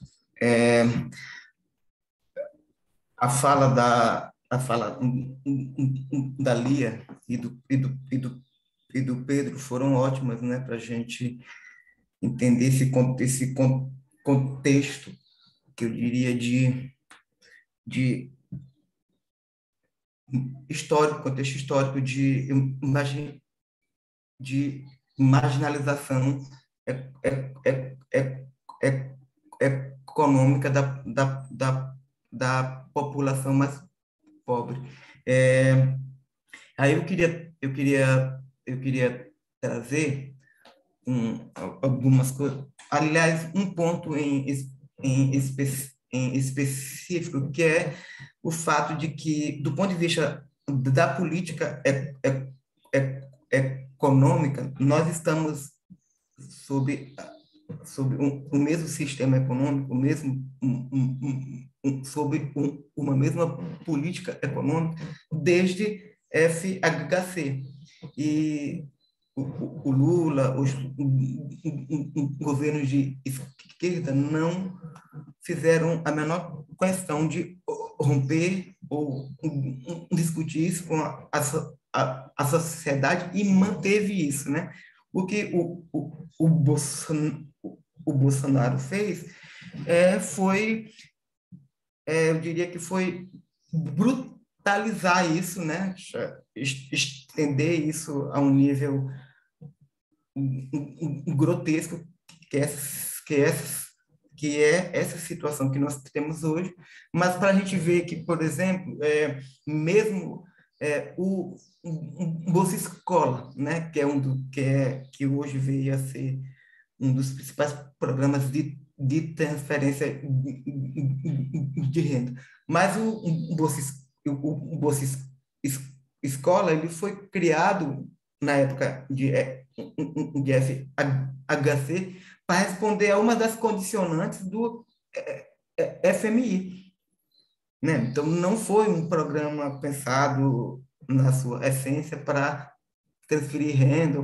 E aí, com o passar do tempo, quando o PT entra, transforma isso Em Bolsa Família estende o seu alcance e a sua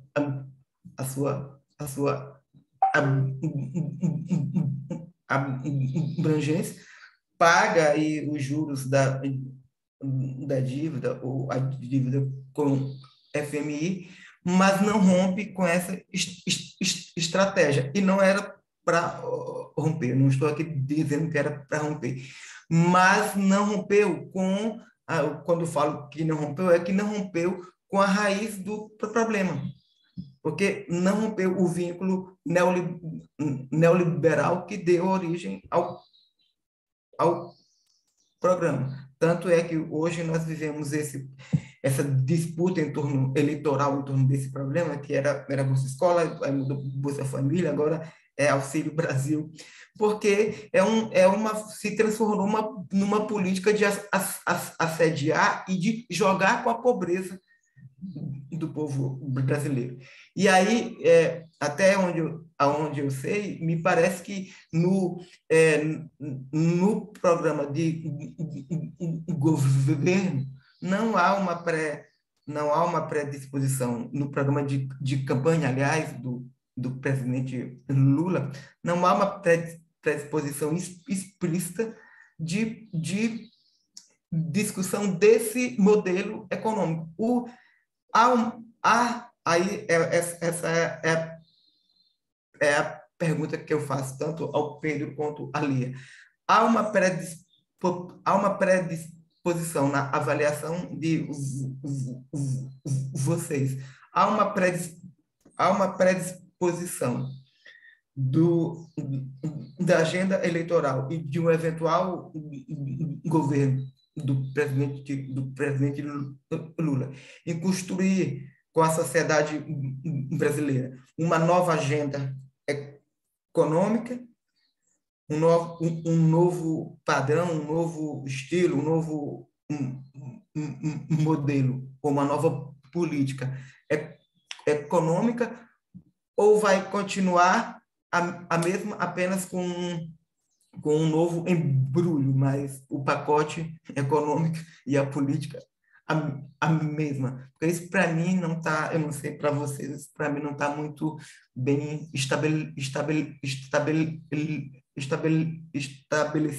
nem no programa de campanha e muito menos nas falas, né? Eu acho que a própria chapa, né, com o Alckmin, que é representante dessa política de forma mais objetiva, sinaliza aí uma certa permanência com um embrulho um pouco mais civilizado, mas a permanência dessa política.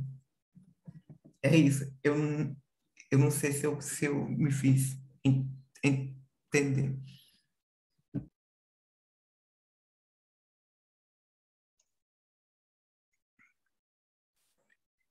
Sou eu, Meli? Não, Getúlio, a gente está fazendo a pergunta e depois eles respondem, Pedro e Lia, sobre a pergunta aqui do Danilo.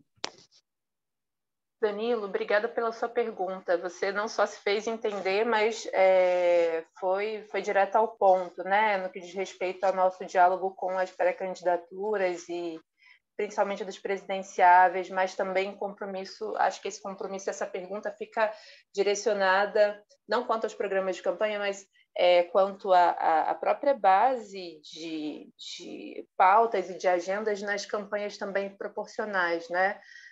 Qual que é o compromisso dessas pessoas, se é realmente de mudar o embrulho daquilo que já está apresentado de empobrecimento, desinvestimento, política de morte, de redução dos sistemas universais e, de assistência e de saúde, ou se é efetivamente a mudança estrutural que a gente não só espera, mas trabalha durante tanto tempo, e a população quilombola aí é exemplo dessa luta.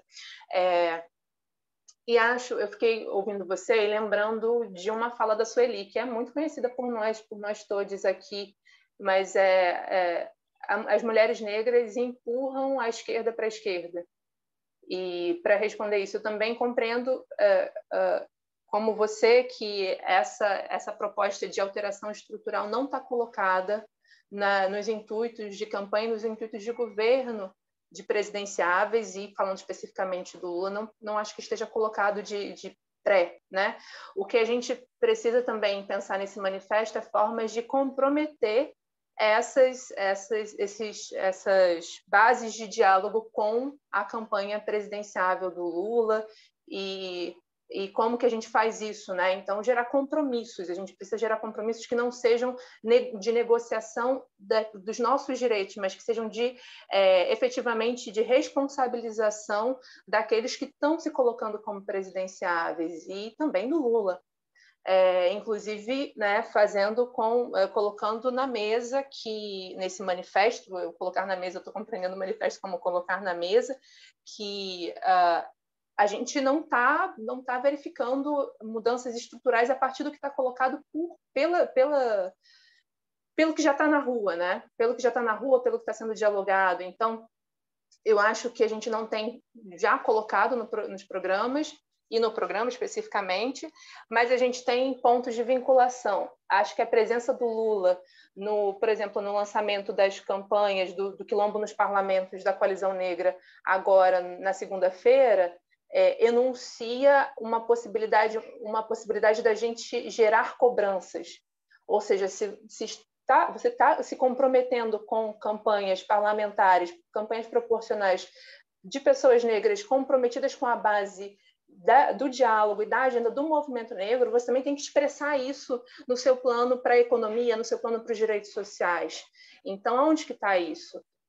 Vai caber a nossa pergunta, a gente vai ter que empurrar, e agora não só mulheres negras, mas toda a nossa coalizão vai ter que empurrar essa esquerda,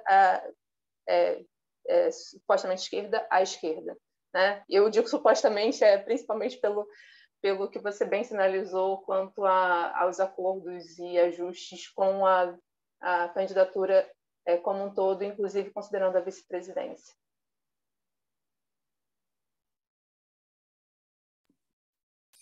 Danilo, obrigado pela pergunta também. Eu acho que é uma pergunta importante, interessante. E eu acho que depende muito, pensando na resposta a ela, depende muito da perspectiva que você assume. É claro que, pegando a sua metáfora do pacote, do embrulho, se eu pensar que o pacote é o sistema capitalista, eu vou mudar só o embrulho, né? Mas eu não adoto essa perspectiva. Eu penso, de fato, né, e sublinho que os modelos econômicos são absolutamente distintos, são antagônicos, eu diria. O modelo que o Lula propõe e o modelo que o Lula implementou é antagônico a esse modelo do Bolsonaro, que, por sua vez, é a sequência, não tem nenhuma inovação com relação ao modelo imposto pelo Temer. O Bolsonaro inova em muitos aspectos, mas no plano econômico ele é a sequência do golpe de 2016. Eu acho que o modelo econômico do Lula e da Dilma também, ele tem muitos limites, muitas contradições.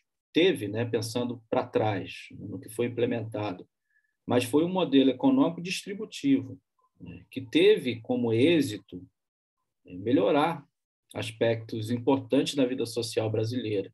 Como eu disse, tem muitos limites, né, e não é composto por rupturas. Então, nesse sentido, eu estou de acordo. Não se propõe uma ruptura. Daí é o nosso papel de trazer elementos e empurrar esse programa mais para a esquerda. Mas, de fato, foi um programa, pensando nos dois governos do Lula, no primeiro governo da Dilma, que entregou coisas importantes para a sociedade brasileira que eu não subestimo, né? Eu acho que, a despeito da falta de uma radicalidade, de um avanço mais importante, foi importante e foi inédito na história brasileira. Pela primeira vez, a gente teve no Brasil crescimento econômico com redução de desigualdades sociais, né? Isso não é algo de se jogar fora. E tanto é distinto que a pressão interna e a luta de classes e os conflitos internos se acirraram a ponto da Dilma mudar de direção em 2015. Os economistas falavam que os salários estavam crescendo demais, que o desemprego estava muito baixo, que era necessário gerar desemprego. E a Dilma vira em política econômica em 2015 e é isso que causa a nossa crise. E eles não se dão por satisfeitos, porque não bastava um ajuste de curto prazo na política fiscal. Eu tinha que ter uma emenda constitucional 95 que impedisse isso no longo prazo. Não bastava mudar as políticas das estatais, eu tenho que privatizar as estatais. No fundo, eu tenho que remodelar a Constituição de 88 para impedir o crescimento do gasto social. Eu tenho que fazer a reforma trabalhista. Então, veja como são modelos diferentes. Um é um modelo neoliberal, puro sangue, e o outro é um modelo de crescimento distributivo que, evidentemente, tem inúmeras contradições. E componentes neoliberais conviveu com uma política macroeconômica que jogava contra, um banco central que jogava os juros para cima. Eu acho que tem muitas contradições. E o nosso papel é fazer com que esse modelo vença essas contradições e caminhe no sentido mais à esquerda.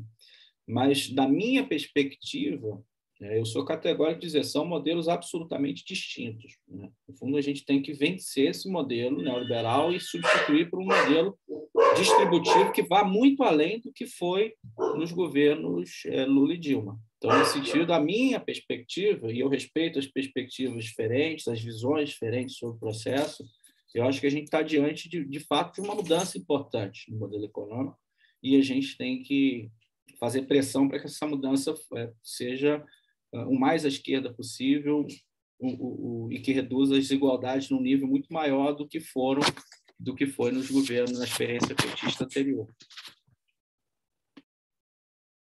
Passar, então, a palavra para o Getúlio. Então, bom dia a todos e todas. Muito bom ouvir a Lia, o Pedro, as intervenções que antecederam. Também já estou ansioso para as outras semanas do nosso seminário. Tem muita gente boa que eu também quero ouvir, além das que a gente já ouviu hoje. E, assim, muito rapidamente, eu primeiro quero dizer que a gente teve final de semana, apesar de eu estar aqui pela saúde, a gente teve aqui, final de semana, a Conferência Popular pelo Direito à Cidade. Em um dos grupos que a gente conseguiu aglutinar propostas e fazer debate nesse final de semana foi sobre o financiamento das políticas urbanas. Eu acho que a revogação da EC 95 fica cada vez mais na boca do povo, na pauta dos movimentos, nas nossas manifestações, Pedro. Isso não é por acaso, A fala da Lia também instiga muitas coisas e eu quero compreender que o cenário desse processo eleitoral é muito diferente do que foi o cenário para de 2002 ou de 2014, por exemplo, A gente hoje tem os números de hoje mostram mais de 31 milhões de pessoas passando fome. O desemprego, dados apontam aquele mais de 30 milhões de pessoas desempregadas, entre desempregados e desalentados, que é pior ainda, Então, a gente percebe que os números, Lia, refletem o que a gente vê na nossa periferia, Principalmente as mulheres pretas são as que mais estão sofrendo com essa crise econômica, E isso não é por acaso, Então, para a gente que atua na luta pela cidade, na luta pela moradia, na luta pela saúde, percebe o reflexo dessa necropolítica na nossa realidade, na nossa construção. E aí a fala do Danilo também provoca uma coisa importante.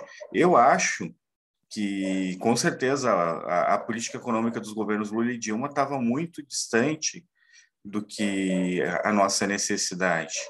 E quero dizer que as amarras em 2000 e que as amarras colocadas nesse momento são muito piores do que a gente tinha em 2003, Então, a gente precisa angariar muita mobilização e pressão, dos nossos movimentos para que a gente possa superar, enfim, essa conjuntura diversa, Então, Eu acho que não vai ser fácil implementar uma agenda propositiva. A gente vai precisar de muita pressão popular, vai precisar de muita organização, vai precisar de povo na rua, e eu acho que a revogação da EC 95, aliás, né, o Lula falou isso, né, semana passada para os movimentos sociais, na primeira conversa do Lula com os movimentos sociais, para a gente se organizar para pressionar ele para fazer as mudanças que precisam ser feitas. E colocou a EC 95 junto com a revogação da reforma trabalhista e de alguns elementos da reforma da Previdência. Então, eu acho que a EC 95 está nesse tripé, é um sinalizador importante, mas só vai se efetivar se tiver correlação de forças no Congresso. Só vai se efetivar se tiver correlação de forças na sociedade. Eu gostaria de ouvir um pouco mais você sobre isso, porque eu acho que esse é o nosso desafio. É nós colocar na agenda das mulheres pretas a questão da revogação da EC 95. A CONAN está fazendo congresso agora no final de julho, colocar como uma das bandeiras condicionantes para as outras bandeiras avançarem a revogação da EC 95. Se essa pressão para revogar e mudar a política não partir de nós, a gente não pode esperar para os setores tradicionais que eles mudem, né, a sua agenda. Né? A gente é que tem que provocar, é a gente que tem que pressionar. E depois, quando o Lula estiver lá, muita pressão, muita mobilização, muita luta. Então, talvez no próximo período, Meli, para concluir, essa coalizão, o Direitos Vale Mais, tem um papel, se nesse período foi de resistência, no próximo período vai ser uma tarefa ainda dobrada, porque vai ser uma resistência ativa, de ao mesmo tempo que resiste, mobilizar para incidir uma outra agenda, para incidir uma outra construção e de revogar e de desfazer todas essas amarras que o período do golpe desde Temer aprofundado com essa tragédia Guedes-Bolsonaro. É isso, obrigado. Obrigada, Getúlio. Queria que Pedro e Lia pudessem interagir com a fala do Getúlio.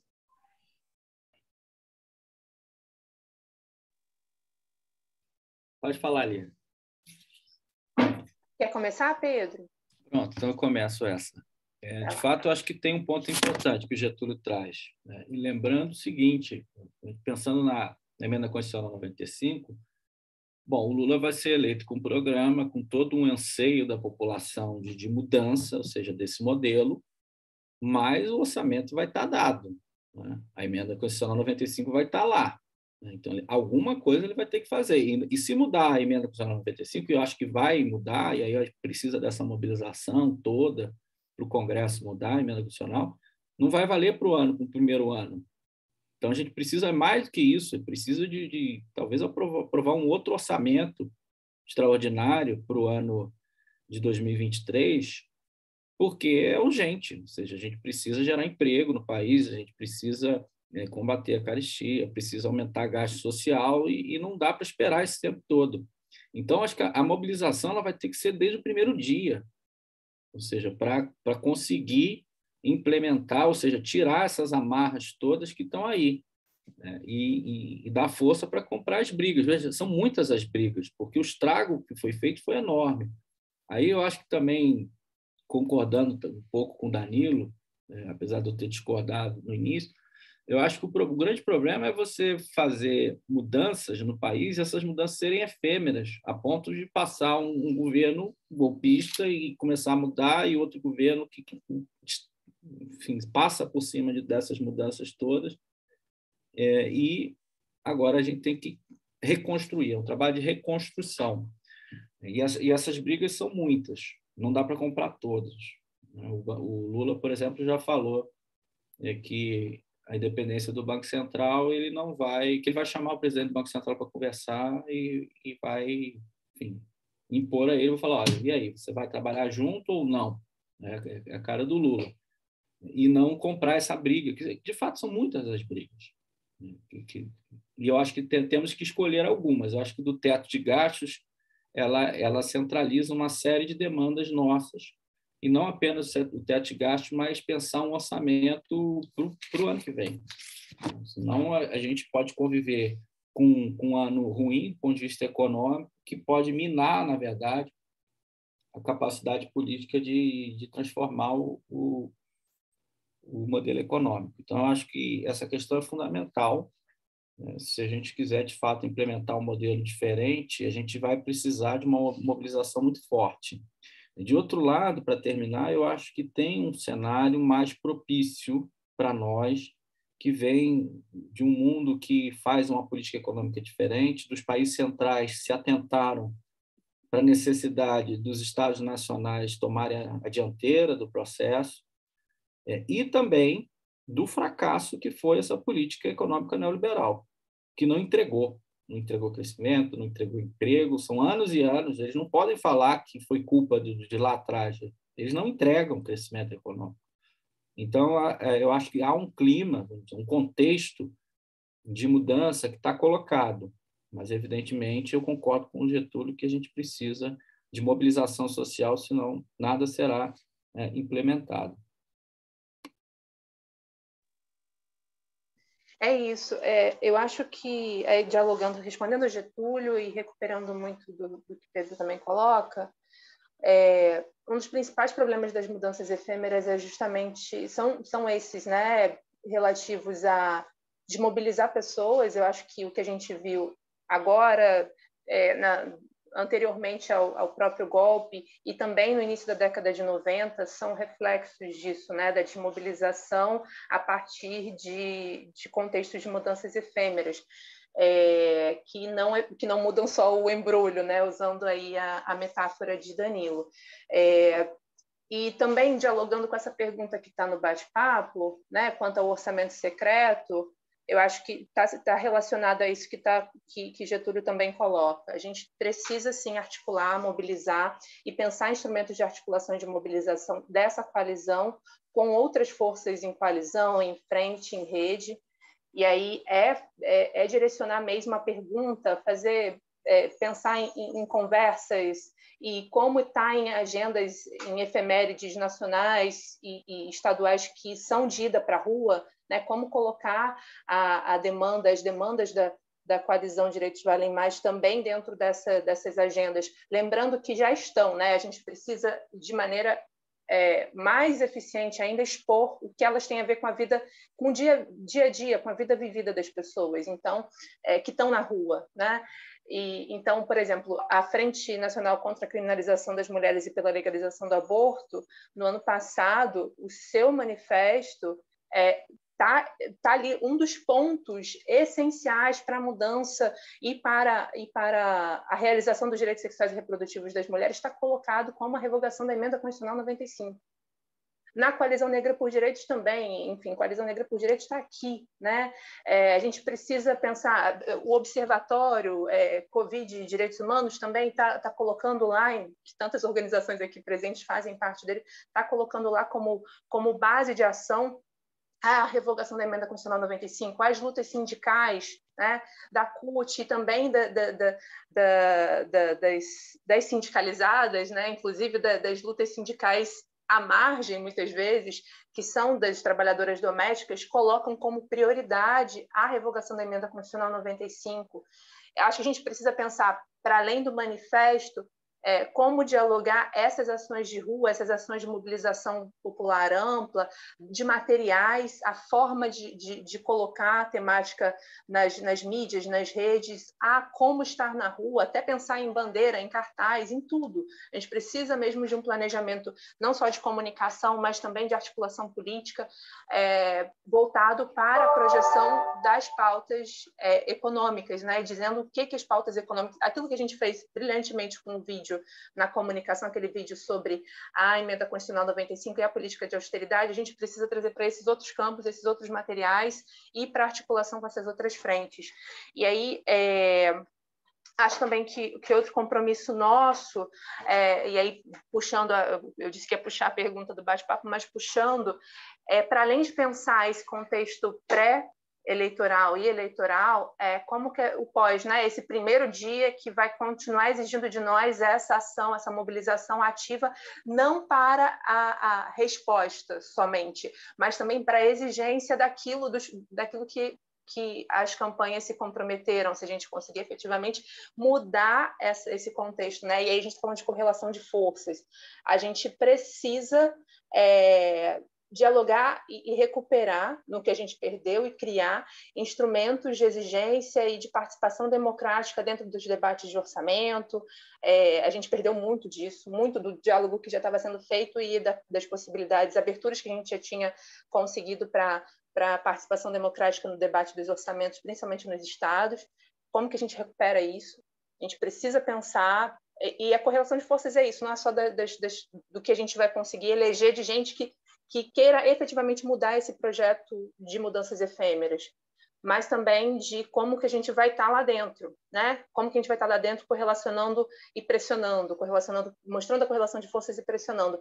Então, acho que a gente também precisa pensar essa presença e pensar que a gente tem que se espraiar dentro dos mecanismos de conselho, dentro dos mecanismos de comitês, dentro dos debates e das promoções dos incentivos à audiência pública que falem sobre economia, que falem sobre a revogação da emenda e que falem sobre orçamento.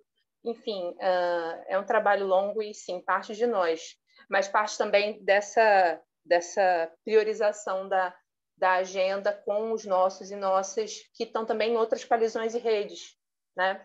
Para que a gente efetivamente esteja nas ruas.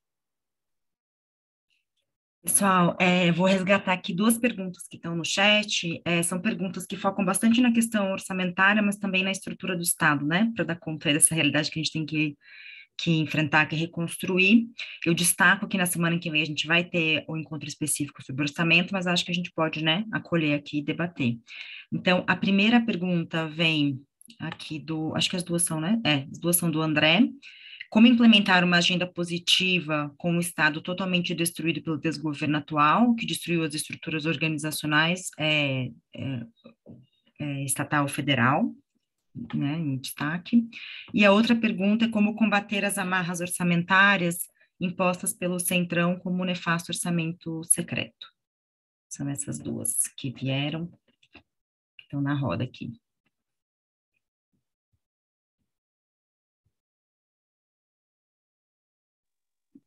Posso começar? Bom, quanto à pergunta relativa a políticas positivas, acredito que isso vai demandar de nós uma construção não só de reconstrução de ministério, reconstrução de secretarias, exigências de implementação de políticas públicas, mas também pensar na reparação do mal feito, né? Então, a gente vai precisar também se fortalecer enquanto força em coalizão, para um inicial aumento de ataques fascistas, né? Dentro dos contextos estaduais, dentro dos contextos locais, nas institucionalidades e fora delas. Então, a gente só vai conseguir efetivamente falar em implementação de políticas positivas a partir desses acordos, dessas exigências que nós vamos fazer com as campanhas e também com os acordos e pactos que nós vamos fazer com os setores sociais. É importante